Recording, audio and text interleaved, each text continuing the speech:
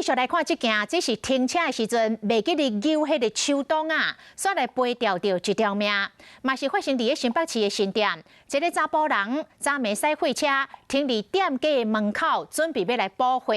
落车的时阵袂记哩揪迄个手动啊，结果这个货车伫咧门口的架坡一直出落去，这个驾驶佫想要用马身来砸车，结果互后壁公车甲压死，头部是严重来变形。经查货车及公车驾驶皆无酒驾情事，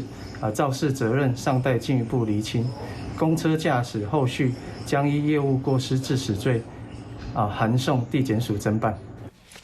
这个驾驶落车了后，伊所驶的白色的货车，就一直为架坡车落去、出落去。这个驾驶看到想要来阻止，已经袂赴了。后壁有一台公车嘛袂赴险，就甲这个驾驶甲压入中。当场来惨死。